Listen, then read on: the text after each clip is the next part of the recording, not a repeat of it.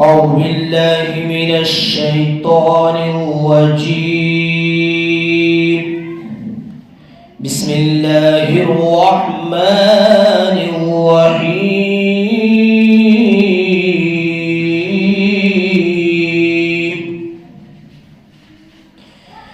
الذين يؤمنون بالغيب ويقيمون الصلاة ومما رزقناهم ينفقون.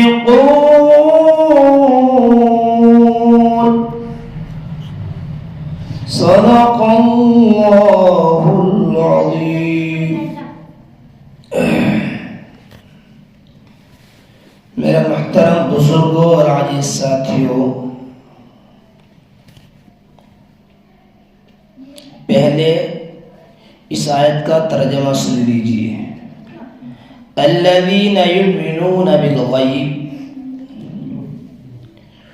وہ لوگ یعنی کون؟ جو متقی ہیں، یعنی اللہ سے ڈرنے والے ہیں. وہ لوگ ہیں جو یقین رکھتے ہیں بے دیکھی چیزوں کا. وَيُقِيمُونَ الصَّلَاةَ، اور نماز قائم کرتے ہیں. وَمِمَّا رَزَقْنَاهُمْ يُنْفِقُونَ، اور جو کچھ ہم نے ان کو روزی دی ہے اس میں سے کچھ خرچ کرتے ہیں. اللہ، میرے بزرگوں، میرے بھائیوں، گزشتہ ہفتے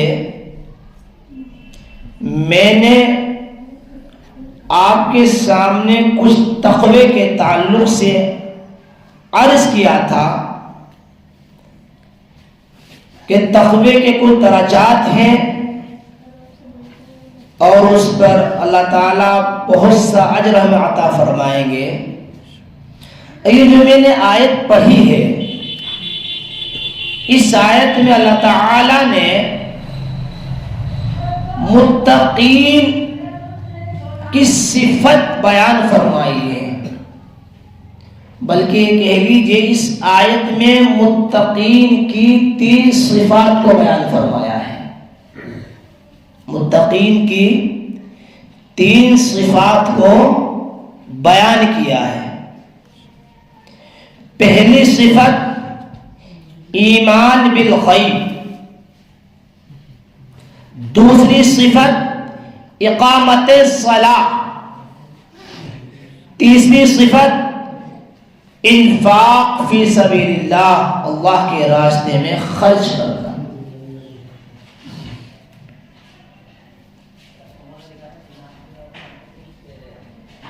تو ان ایمان کی پوری حقیقت سمجھنے کے لیے اور اس کی پوری تعریف سمجھنے کے لیے ہمیں سب سے پہلے لفظ ایمان اور لفظ غیب کے لغوی معنی سمجھنے پڑیں گے. تب آپ کے سمجھ میں ایمان کی پوری حقیقت آئے گی. تو ایمان لغت کے اعتبار سے کہتے ہیں کسی کی بات کو اس پر اعتماد کرتے ہوئے یقینی طور سے مان لینا، اسے ایمان کہتے ہیں. اسی وجہ سے اس لغوی معنی کی وجہ سے جو چیزیں محسوسات ہیں، مشاہدات ہیں، ان کی تصدیق کو ایمان نہیں کہہ سکتے. ان کی تصدیق کو ایمان نہیں کہہ سکتے. کیا کہہ رہے ہیں؟ سمجھ میں نہیں آیا، سمجھیے اور اچھی طریقے سے. مثال کے طور پر میں آپ سے یہ بات کہوں کہ یہ کپڑا سفید ہے، یہ کپڑا سفید ہے، آپ اس کی تائید اور تصدیق کریں کہ ہاں سفید ہے، تو اسے ایمان نہیں کہا جا سکتا، کیونکہ مشاہدہ اسے آپ جو اس کی تصدیق کر رہے ہیں آنکھوں سے دیکھ کر رہے ہیں، اس کہنے والے پر اعتماد کی بنیاد پر نہیں، احساء مشاہدے کی بنیاد پر کہنے کہ ہاں یہ سفید ہے، یہ موبائل ہے، سمجھ رہے ہیں میری بات کو کہ ہاں جی ہاں موبائل ہے، لیکن آپ جو اس کی تصدیق کر رہے ہیں وہ اس کو مشاہدے کی بنیاد پر کہہ رہے ہیں، تو اسے ایمان نہیں کہہ سکتے، یہ تصدیق ہو سکتی ہے، ایمان نہیں، سمجھ گئے نا؟ ہاں اللہ۔ اور اصطلاح شرع میں، شریعت میں ایمان کہا جاتا ہے خبر رسول کو بن دیکھے یقینی طور سے مان لینا، اسے ایمان کہا جاتا ہے۔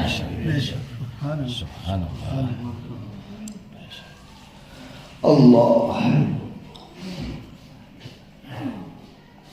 لغوی اعتبار سے غیب کا جو لفظ ہے، لفظ غیب، اس کو ایسی چیزوں کے لیے بولا جاتا ہے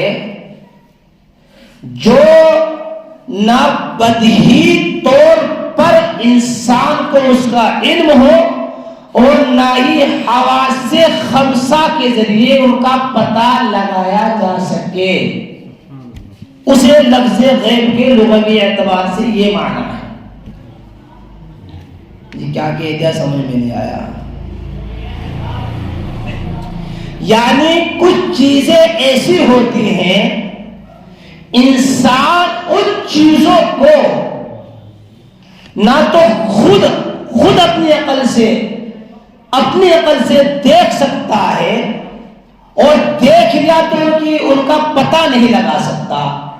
مثال میں آپ کو آگے دوں گا اس چیز کی، نہ حواس خمسہ کے ذریعے ان کا پتہ نکال سکتا ہے۔ حواس خمسہ آنکھ کے دیکھنے سے، سنیا، کان کے سننے سے، ناک کے سونگھنے سے، زبان کے چکھنے سے، ہاتھ کے پکڑنے سے آپ ان کا پتہ نہیں لگا سکتے، آپ ان کا پتہ نہیں لگا سکتے۔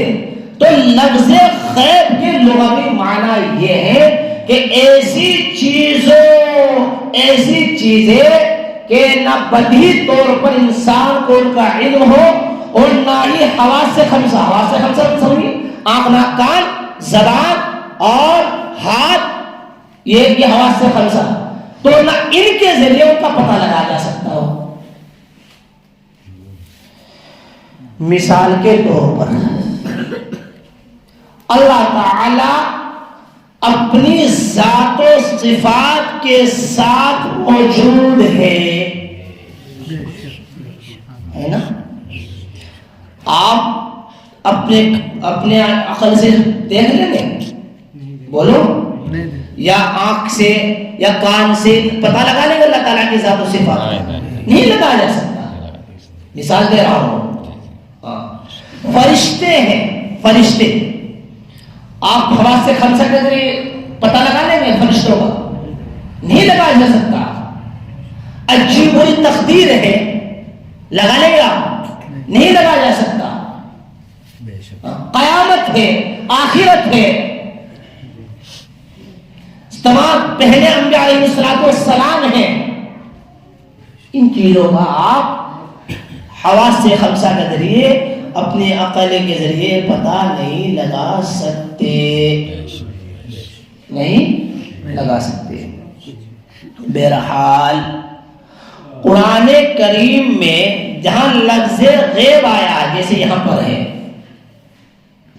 دیکھ لیا، اس سے مراد ایسی چیزیں ہیں کہ جن کی خبر پیارے نبی صلی اللہ علیہ وسلم نے دی ہے، اور ہماری عقل اور حواس خمسہ کے ذریعے ان کا علم نہ ہو سکے. حواس خمسہ میں نے آپ کو بتا دیا, پہلے ہی بتا دیا نا, زبان, ناک, کان اور ہاتھ, آنکھیں, یہ حواس خمسہ ہے. تو لفظ غیب جو قرآن شریف میں آیا ہے, جیسے یہاں پر بھی موجود ہے, اس لفظ غیب سے ایسی چیزیں مراد ہے جن کی خبر پیارے نبی صلی اللہ علیہ وسلم نے ہم کو دی ہے, اور ہم اپنی اس بدہی عقل سے اور حواس خمسہ کے ذریعے اس کا علم حاصل نہیں کر سکتے. بہرحال یہاں ایمان بالغیب کا جو لفظ ہے, الذین یؤمنون بالغیب, ایمان بالغیب, اس کا خلاصہ یہ ہے کہ پیارے نبی صلی اللہ علیہ وسلم کی جو تعلیمات اور ہدایات ہیں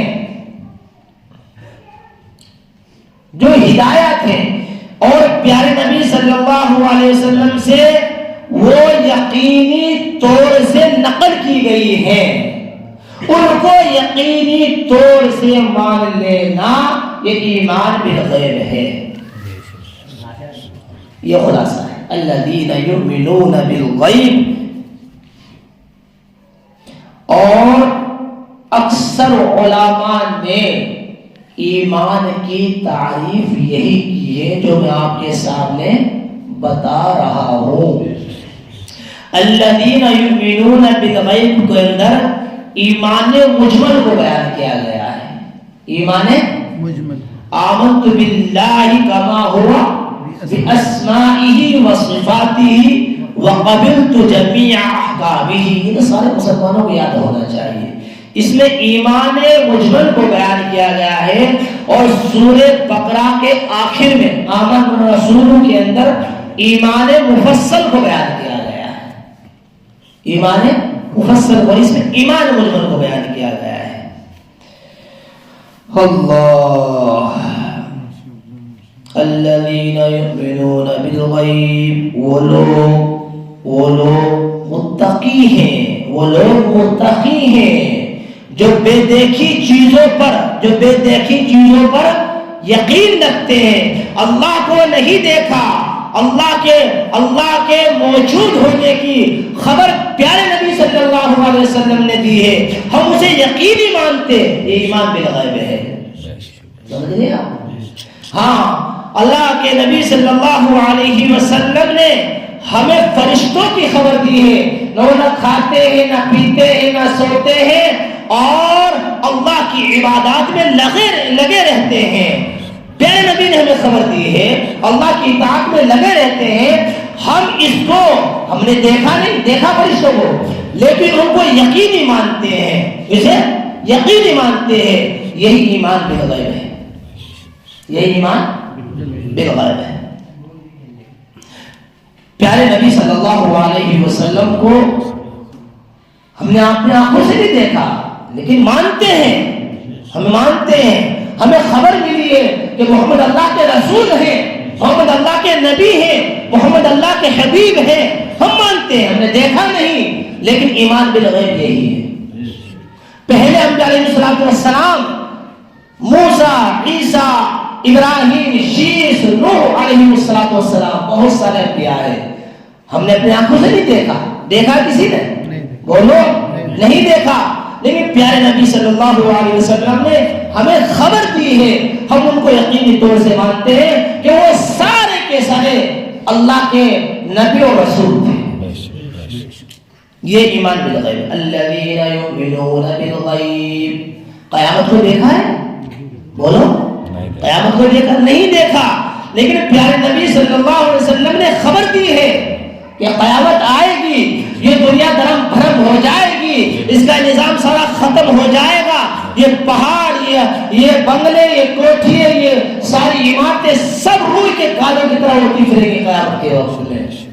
ہاں, ہم نے اپنی آنکھوں نے ایسے نہیں دیکھا, لیکن پیارے نبی صلی اللہ علیہ وسلم نے ہمیں اس کی خبر دی ہے، ہم اس کو یقینی طور سے مانتے ہیں. الذین یؤمنون بالغیب، یہی ایمان بالغیب ہے. مرنے کے بعد دوبارہ زندہ ہونا ہے، معلوم ہے؟ دیکھا کسی نے زندہ ہوتے ہوئے؟ بولو، نہیں دیکھا. لیکن پیارے نبی صلی اللہ علیہ وسلم نے ہمیں اس کی خبر دی ہے کہ مرنے کے بعد دوبارہ زندہ ہونا ہے، حساب کتاب ہونا ہے، اچھے برے کا بدلہ دیا جائے گا.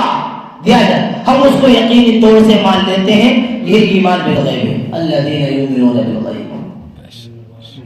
ہاں، اچھی بری تقدیر، اچھی بری تقدیر دیکھی کسی نے؟ کل کیا ہوا آپ کو معلوم ہے؟ آپ کے ساتھ معلوم ہے؟ نہیں معلوم ہے، لیکن اللہ جانتے ہیں، اللہ جانتے ہیں. اچھی بری تقدیر پر ایمان لانا پیارے نبی صلی اللہ علیہ وسلم نے ہم سے کہا، اس کی تعریف کی ہے کہ اچھی بری تقدیر پر ایمان لاؤ، یہ سب اللہ کی طرف سے ہے. یہی ایمان بالغیب ہے. الذین یؤمنون بالغیب. تو متقی کی سب سے پہلی صفت، اور بھی بہت کچھ کہا جا سکتا ہے لیکن ان کو کہ بس مثالیں اتنی بہت ہیں، سمجھنے کے لیے بہت اتنی مثالیں. الذین یؤمنون بالغیب. تو متقی کی سب سے پہلی صفت کیا ہے؟ ایمان بالغیب، کہ جن چیزوں کو ہم نے اپنی آنکھوں سے نہیں دیکھا لیکن پیارے نبی صلی اللہ علیہ وسلم نے ہمیں خبر دی ہے، ہم ان کو بالکل یقینی طور سے سچا پر حق مانتے ہیں کہ وہ سچا ہے سب کچھ. یہی ایمان بالغیب ہے. اللہ، ایمان تو اس سے سمجھ میں آیا، ایمان ماننے کا نام ہے، صرف جاننے کا نام ایمان نہیں ہے. اگر کوئی شخص جانتا ہو کہ اللہ ایک ہے اور پیارے نبی صلی اللہ علیہ وسلم سچے رسول ہیں، حق بالکل حق اور برحق ہیں، جانتا ہو لیکن مانتا نہ ہو تو مومن نہیں ہو سکتا. سمجھ گیا؟ الذین یؤمنون بالغیب سے بات سمجھ میں آ رہی ہے؟ مومن ایسے بہت سے ابلیس ہیں، شیطان ہے، جانتا ہے، معلوم ہے اسے، معلوم ہے کہ محمد صلی اللہ علیہ وسلم اللہ کے رسول ہیں، سچے ہیں، برحق ہیں، لیکن مانتا نہیں تو مومن ہو سکتا ہے. بہت سے کافر جانتے ہیں، بالکل جانتے ہیں، اللہ کو بھی کے بارے میں بھی جانتے ہیں، پیارے نبی صلی اللہ علیہ وسلم کے بارے میں بھی جانتے ہیں، بہت سارے میں نے دیکھے، اپنے آنکھوں سے دیکھے، ہاں، لیکن وہ مانتے نہیں تو وہ مومن ہو جائیں گے؟ وہ مومن نہیں ہو سکتے. تو اس تعریف سے یہ سمجھ میں آیا ایمان کی کہ صرف جاننے سے مومن نہیں بنے گا بلکہ ماننے سے وہ مومن ہوئے گا. الذین یؤمنون بالغیب. متقی کی سب سے پہلی صفت یہ ہے کہ وہ بن دیکھی چیزوں پر یقین رکھتا ہو. بات سمجھ میں آ رہی ہے؟ ہاں. وَيُقِيمُونَ الصَّلَاةَ، اور قائم کرتا ہو نماز کو. متقی کی یہ دوسری صفت ہے، متقی کی یہ دوسری صفت ہے، قائم کرتا ہو نماز کو. دیکھو میں آپ کو بتاؤں، اقامت صلاح کے معنی، بیٹھ جاؤ آرام سے، اچھی طرح بیٹھ جاؤ، پیر پھیلا لو، کوئی دقت. اقامت صلاح کے معنی، اقامت صلاح کے معنی صرف نماز پڑھنا نہیں ہے، یاد رکھنا. اقامت صلاح کے معنی صرف نماز پڑھنا نہیں ہے بلکہ ہر جہت، ہر حیثیت سے نماز کو صحیح اور درست کرنا، یہ اقامت صلاح ہے. یہ اقامت صلاح ہے. قرآن یہ نہیں کہ صرف نماز پڑھنے کا نام اقامت صلاح ہے. سمجھ لے نا میری بات کو؟ ہر جہت سے، ہر اعتبار سے، ہر حیثیت سے نماز کو صحیح اور درست کرنا اقامت صلاح ہے. جیسے نماز کو فرائض کے ساتھ، واجبات کے ساتھ، سنن کے ساتھ، مستحبات کے ساتھ اور اس کی اوقات کے ساتھ، اور یہ کہیں اور بڑھ جانے کو اس کے اوپر التزام، دوام، ان سب کے ساتھ نماز کو پڑھنا، یہ نماز کو قائم کرنا ہے. کبھی پڑھ لی، کبھی چھوڑ دی، پڑھ لی، بے وقت پڑھ لی، 2-2 3-3 وقت ایک اکٹھی پڑھ لی، یہ نماز کیا قائم کرنا نہیں ہے، اس لیے نماز کا قائم کرنا نہیں کہہ سکتے۔ نماز پڑھ لی، ہاں پڑھ لی، کیا ٹائم کی پڑھی کہ میں پابندی سے پڑھا، 2-3 ٹائم کی پڑھ لی، نماز قائم ہو گئی؟ بولو نہیں، اسے اقامت صلاۃ نہیں کہا جاتا۔ اقامت صلاۃ کے معنی یہ نہیں ہے، اقامت صلاۃ کے معنی ہے کہ نماز کے اندر دوام بھی ہو، مستقل پڑھ رہا ہو، مستقل پڑھ رہا ہو، ہاں یہ ہے اقامت صلاۃ کے معنی، اسے کہتے ہیں اقامت صلاۃ۔ اور سنو مزید، اور سنو، وَيُقِيمُونَ الصَّلَاةَ، یہاں پر نماز سے مراد کوئی خاص نماز نہیں ہے، یہ بھی بتا دوں آپ کو۔ یہاں پر نماز سے مراد وَيُقِيمُونَ الصَّلَاةَ کے اندر فرض نماز بھی ہے، واجب نماز بھی ہے، نفلی نمازیں بھی ہیں، ساری نمازیں اس میں داخل ہیں۔ سمجھ گیا؟ فرض نمازیں بھی داخل ہیں اور واجب نماز بھی اس میں وَيُقِيمُونَ الصَّلَاةَ اللہ کے فرمان میں داخل ہے، چاہے وہ اشراق ہو، چاشت ہو، اوابین ہو، تہجد ہو، جن کا ہمیں پتہ ہی نہیں، وہ بھی وَيُقِيمُونَ الصَّلَاةَ کے اندر داخل ہے، اس سب نمازیں سے داخل ہے۔ تو متقی کی دوسری صفت کیا ہے؟ بولو،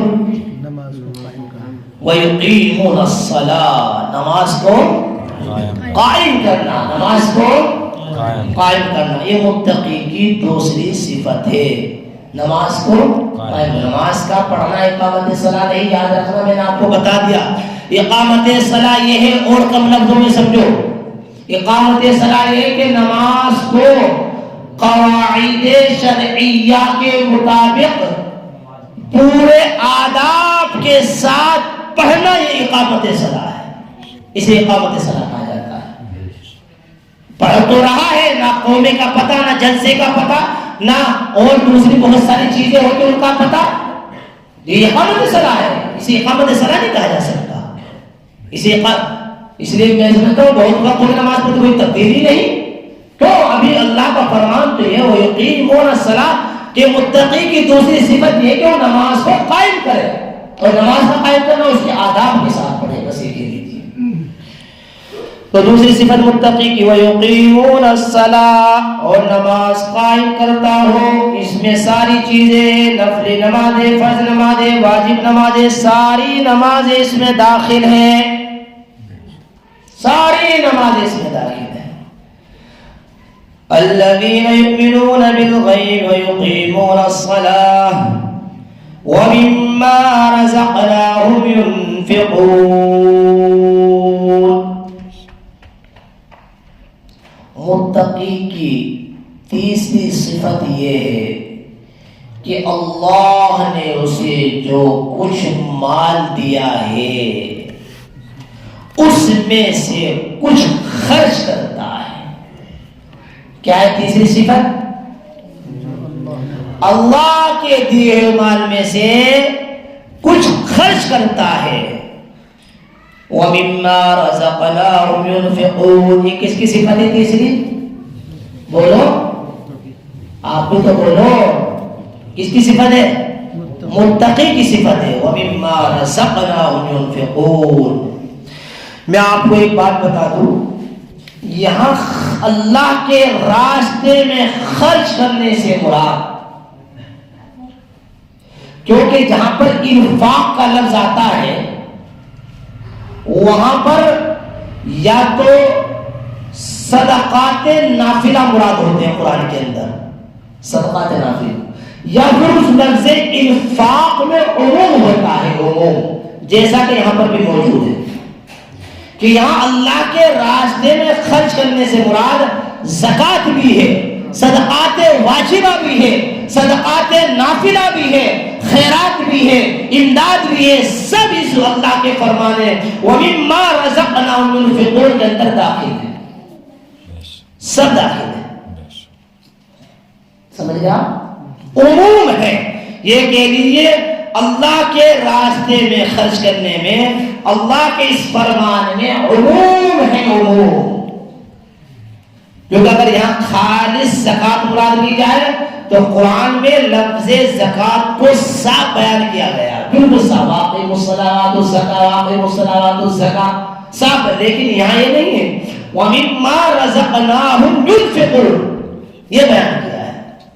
غور کرنا خود قرآن میں نکاح بھی تو ہے قرآن کے اندر, اس میں عموم ہے, زکوٰۃ بھی ہے, صدقات واجبہ بھی ہے, صدقات نافلہ بھی ہے, سب اس میں مراد ہے, خیرات بھی امداد سے اس میں شامل ہے. تو متقی کی تیسری صفت کیا ہوئی ہے جی؟ اللہ کے دیے ہوئے مال میں سے کچھ خرچ کرتا ہے. تو سمجھ میں آتا ہے جس کے اندر یہ صفت نہیں وہ متقی کامل نہیں ہو سکتا, وہ متقی کامل نہیں ہو سکتا. وَمِمَّا رَزَقْنَاهُمْ يُنْفِقُونَ. اس قرآن کے اس فرمان سے دیکھو, جو شریف انسان ہوتے ہیں, شریف انسان, یہ قرآن کا فرمان دن میں یہ داعیہ پیدا کرتا ہے, یہ داعیہ پیدا کرتا ہے کہ اللہ نے جو اسے مال دیا ہے, یہ مال دیا ہے, یہ اللہ کی امانت ہے. کیا ہے؟ یہ اللہ کی امانت ہے. اگر اس مال کو جو اللہ کی امانت ہے, وَمِمَّا رَزَقْنَاهُمْ, غور کرنا, ہم نے جو اسے روزی دی ہے, مال دی, ہم نے, اللہ نے, الفاظ پہ غور کرنا قرآن میں, ہمارا نہیں, میرا ہے, میرا نہیں ہے, میرا نہیں ہے. وَمِمَّا رَزَقْنَاهُمْ, جو کچھ ہم نے اس کو روزی دی ہے, فرمایا اللہ تعالیٰ ہم نے. تو اس بات سے سمجھ میں آتا ہے جو کچھ ہمارے پاس مال دولت ہے وہ سب اللہ کی امانت ہے, سب کچھ اللہ نے دیا ہے. اللہ کا یہ فرمان ہمیں اس بات پر ابھارتا ہے, اگر ہم سارے مال کو اللہ کے راستے میں خرچ کر دے, یہ کسی پر احسان نہیں ہے, یہ کسی پر احسان نہیں ہے, بلکہ میں جو کہتا ہوں اوپر پڑھ کر یہ اللہ کا ہم پر احسان ہے کہ وہ ہم سے خرچ کرا رہے ہیں. میں تو یہ کہتا ہوں,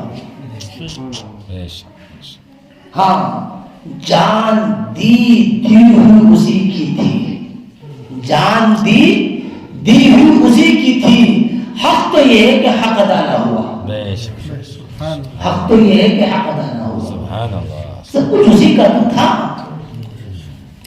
وَمِمَّا رَزَقْنَاهُمْ يُنْفِقُونَ, اور متقی کی تیسری صفت یہ, وہ اللہ کے دیے ہوئے مال میں سے, اللہ کے دیے ہوئے مال میں سے کچھ خرچ کرتا ہے.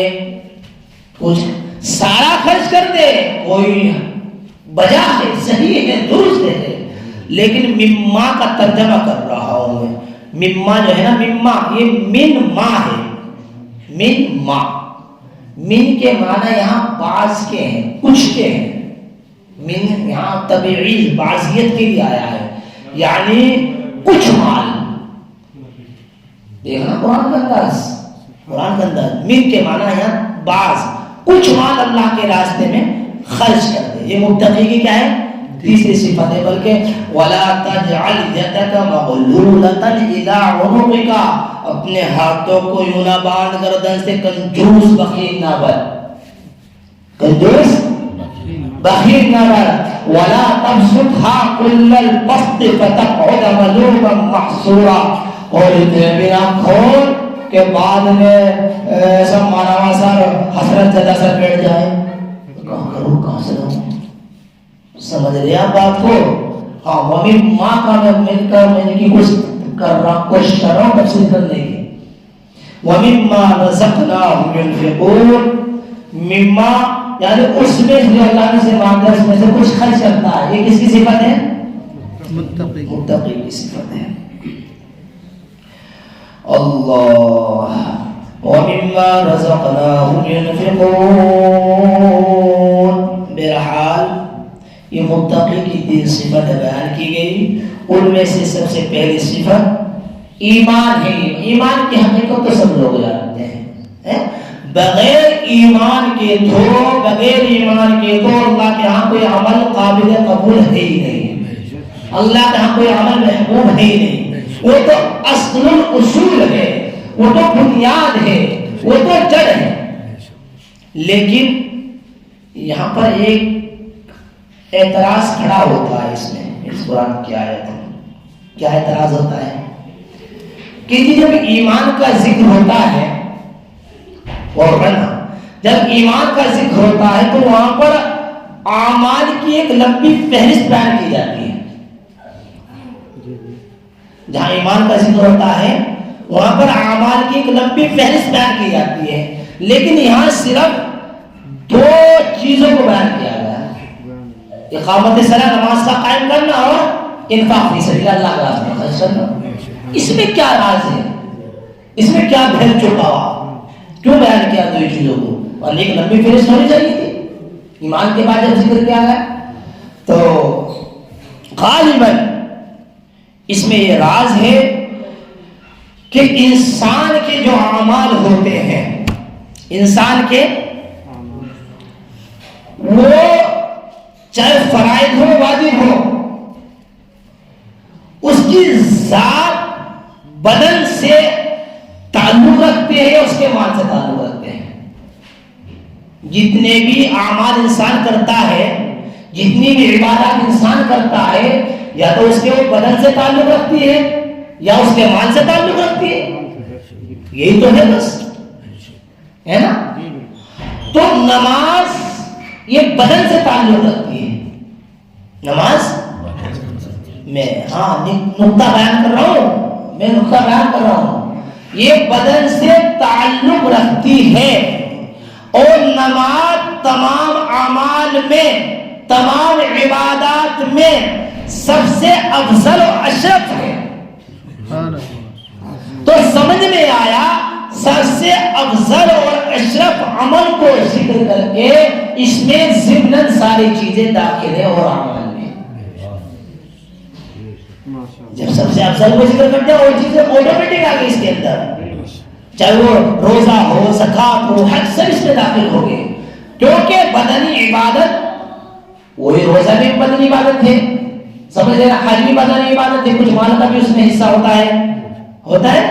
تو یہی فرمایا کہ انسان جو اعمال کرتا ہے، وہ عبادت کرتا ہے، وہ بدنی ہوتی ہے یا مالی ہوتی ہے. تو بدنی عبادت میں سب سے افضل عبادت تو نماز ہے. جب نماز کا ذکر کر دیا تو دوسری جو عبادات ہیں وہ سب اس میں داخل اور شامل اور شریک ہے. اور رہا مسئلہ مال کا، میں نے پہلے بتا دیا، مال میں تو سب چیزیں ساری قسمیں داخل ہیں. لفظ یہاں انفاق میں ساری چیزیں، سارے جو خرچ ہم اللہ کے لیے کرتے ہیں، چاہے وہ زکات دیتے ہو، چاہے وہ صدقات واجب ادا کرتے ہو، چاہے وہ صدقات نافلہ ادا کرتے ہو، چاہے وہ مسجد کی امداد کرتے ہو، چاہے وہ مدرسے میں دیتے ہو، چاہے وہ کسی اللہ والے کو دیتے ہو، یا کہیں بھی اللہ کے نام پر جو ہم خرچ کرتے ہیں، وہ سب کے سب اس میں داخل ہے. تو پھر کیا ضرورت ہے صدف سے بیان کرنے کی؟ سب چیزیں اس میں آ گئی. یعنی یہ کہہ لیجئے یہاں اقامت صلاۃ اور انفاق کو بیان کر کے اس میں اور جتنی بھی عبادات ہیں، جتنے بھی اعمال ہیں، سب داخل ہیں. داخل کر کے میں نے آپ کو بتا دیا کیسے داخل ہے، بتا دیا نا، وہ میں نے آپ کو بتا. تو سمجھ میں یہ آیا کہ ایمان اور اسلام، یعنی کہہ لیجیے اور دوسرے لفظ میں کہہ دوں کہ اعمال کامل کا نام ہی ایمان، اور اعمال ان دونوں کے مجموعے کا نام ہی ایمان ہے. کیا کہوں اور دوسروں سمجھو، ایمان کامل اور اعمال کامل دونوں کے مجموعے کا نام ایمان ہے. ان دونوں کے مجموعے کا نام ایمان ہے. وَمِمَّا رَزَقْنَاهُمْ يُنْفِقُونَ، متقی کی تیسری صفت یہ ہے کہ وہ اللہ کے دیے ہوئے میں سے کچھ خرچ کرتا ہے. کیا کرتا ہے؟ اللہ کے دیے ہوئے میں سے کچھ خرچ کرتا ہے. یہاں ایک چھوٹی سی بحث ہے، لمبی نہیں، وہ بیان کر کے میں آپ کے سامنے بات انشاءاللہ. یہاں یہ ہے تو بحث بہت لمبی، لیکن انہوں سے چھوٹے سے چند لفظوں میں بیان کرتا ہوں، لمبی نہیں. ایمان اور اسلام میں کیا فرق ہے؟ ایمان اور اسلام میں کیا فرق ہے؟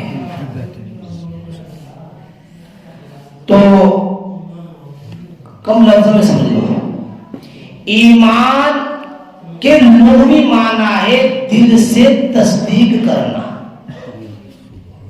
تصدیق بالقلب، دل سے تصدیق کرنا، اس کو تو کہتے ہیں ایمان لغوی اعتبار سے. اور اسلام کہتے ہیں لغوی اعتبار سے اللہ کی اطاعت و فرما برداری کرنا.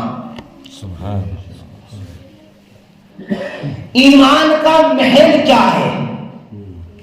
اسلام کا محل کیا ہے؟ ایمان کا محل ہے قلب. قلب تو سمجھنے سارے، دل دل. اسلام کا محل بھی قلب ہے، لیکن تمام اعضاء جوارح کے ساتھ، تمام اسے بھی کھولو ہو، تمام اعضاء جوارح کے ساتھ. تو میں آپ کو تھوڑا سا شرعی اعتبار سے